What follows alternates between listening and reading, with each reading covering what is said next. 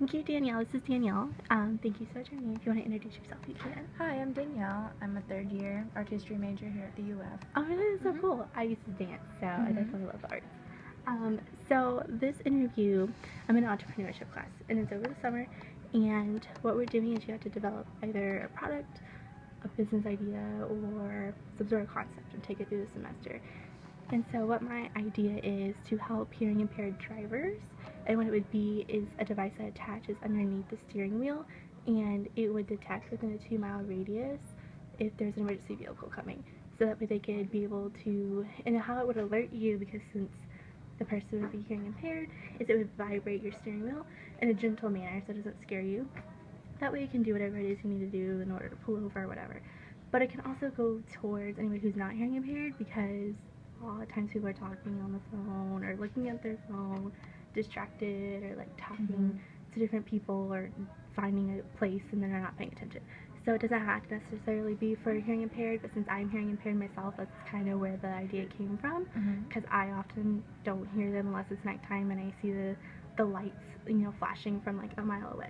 So with that And being by said, that time it would be kind of too late. Okay. Yes. So basically I'm taking that through this semester. So with that being said, would you be interested in this product? Would that be something that you would want to buy? Yeah, I feel like that's a really good idea, and it's a good constituents to like pay attention to, because I wouldn't have thought about about that. Yeah. And it's good that there are product ideas to help these people. But have you thought of like maybe a light that would blink, or because I wonder about the vibration, or not just even that concept, just the actual like mechanical technicalities into it, like with the car. I'm not tech savvy at all, so when I thought about it, I was like, how am I going to get this to work safely and where people would buy it and they won't have to buy like this and that to make it work. But I tried to make it, my thought was to make it battery operated, but then it's sitting there just being alert would just wear down batteries really quick. So I was going to try and think of was get it to connect to something like your cigarette lighter or something like that, kind of like your GPS would if you don't have one like built into your car. Something like that, so it's a little bit easier for all different types of vehicles to have. So, but I also didn't know, of course, how much it would cost to make a prototype. So like, I don't know how much it would average be for price or anything like that. But so this interview is kind of going to be, I was just giving you that so that you know like what the heck I'm talking about. But in general, whenever it is that you are buying a product, is there something that brings you to it? Like, it doesn't even have to be a necessity. It could be like something like a want. Is there something in the marketing or advertising that always draws you to a product more so than something else, or not really? Well, when you pitched your idea, I was already hooked by your sincerity in in the way that you wanted to make a product for, not like for disabled people in the most general term of, that umbrella term.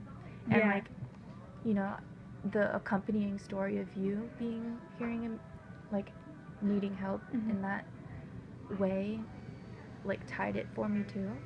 I personally don't have anybody in my family that would need that, but if I did, then like this would be a really good idea and something that I wouldn't have thought of.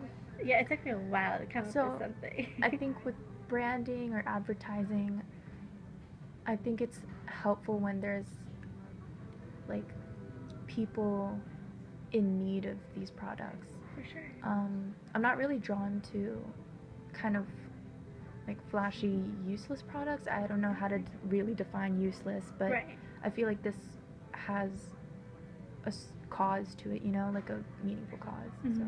And when you're like, maybe it's a need or just don't want like a makeup product or like, your car, or not your car, but just something in general. Is there ever, like, maybe you're thinking about something, maybe it's a little out of your price range or your budget, so you're thinking, okay, I'm going to save X amount of dollars per paycheck or per month to work towards this goal. Is there ever a time where you're kind of like, screw the budget, I'm just going to go ahead and get it now because I definitely need it because of blank?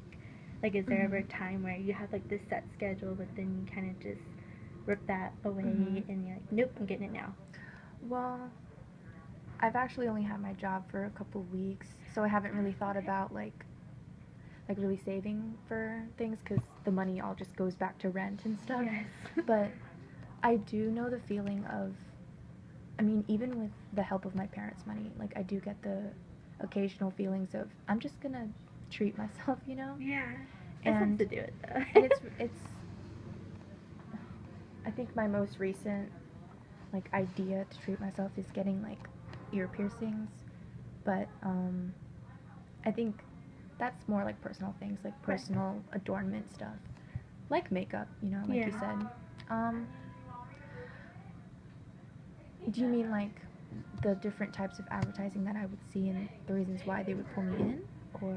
Yeah, or if there's something in general, like maybe okay, let's just pretend you don't have a cup in your house or your apartment, and obviously you might need one because you have a product that doesn't come in like a single serving, and so you're wishing, man, I should save it for this cup, but actually I'm just gonna go ahead and like get it now because I really, you know, I have roommates and I can't obviously have the whole product.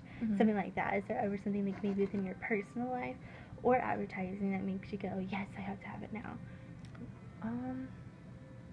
I don't know. I'm actually not the type of person to even like think about things that I want to buy and then like go online and look it up, because I know a bunch of my friends do that. They kind of like on a daily basis kind of look online and like online shop because that's what they like to do, but I guess I'm not like around enough of that to feel compelled. That's pretty cool. Like every interview I've had, they've been different, like themes or something like that. But everybody's like, I go online and I look at it, or I price compare this, and this, and I like search and binge for hours. And I'm like, wow. I think it's pretty cool that you're different in that way. I think I would have to really think about it first. Like it's a concept first, and then I look online. I wouldn't really like spend time browsing or anything. So how do you go about products? I know this is like really specific, but maybe it's like clothes or I guess food, but it's kind of like a necessity we all kind of get, whether it's drive through or we go home and make something. Is there a certain process that you take, like certain steps you take before you actually go and buy a certain product? Like well, with online things, I think, I mean, I guess what I said with the concept and like me thinking about it, like deliberating, and then I would go online. I would like look, you know, as a student, like look for the cheapest possible option, for sure, then quality, and then I guess purchase it. I don't have too much like stress about like being able to do that because I still have the support of my parents and like this job, so I think if I really need it, then I guess I get it. Okay. It's kind of rare when I get something that I want, but and it makes it all the sweeter when I do get it. Is that like just because money specifically is so tight? I think so. It really is that. I think it is that. You definitely have like a mature mindset, because most people would be like, I know I'm broke, but I'm still gonna get it and just pay it little by little, even though it's like $5. Well, I mean, of course I fall into those traps, but I see people checking out shopping carts online for like $75, like $80, $100, and like I can never like make myself do that. Right. No, like I feel bad when I get a pair of shoes for $25. Really? Yeah, I do. But yeah, it's a rare occasion me shopping. So I guess I'm that anomaly in your pool. Yeah, that's cool though, because I wanted like different perspectives, because I mean shopping is shopping, but I mean I personally hate shopping, and it can be like people always see me as super super girly, but I always am thinking of the price of everything. Even though like I'm obsessed with makeup, I'll see the price of a brush, like a makeup brush, and I'll be like, that's not worth it. I mean, I have one, but it's kind of junky now, and I'm probably gonna break out a rash if I keep using it. However, I don't have $20 to spend on like an awesome new That's brush. how I approach things also. Like I think of them as more investments, and so the only reason I would pay $40 for a contouring kit, like say, is how long am I able to make this last? And like I spent money on myself this winter break. I spent like about $100 on myself, and like makeup hasn't run out yet, and like, you know, whatever I bought, like clothes that I bought, like long lasting. So for sure. Yeah. So has there ever been a want that you have had that has turned into a necessity at some point? A want into a necessity. I know that's really random. God. I guess my contacts, if like I can be medical, because like I can go with my glasses, but I guess I really wanted contacts, obviously for vain reasons in high school. Like I want contacts so I can like look nicer and not have glasses. But now it's less vain. It's more like it just suits me better. Like it's clearer than my glasses. I don't wear glasses, so I would have never thought of that being something. I mean, that's a really medical thing. I wonder if like you were shooting for if I. That works. It's still something that Yeah. to you was a want at first that turned Yeah. kind of into a necessity or something. Is there anything else that you That's can for think of? Maybe it's not medical. Maybe like ideas, like bounce off like ideas. I can't really think. I don't want to say makeup because it's not like a necessity or something that turns into a necessity, but maybe That's true. like I never.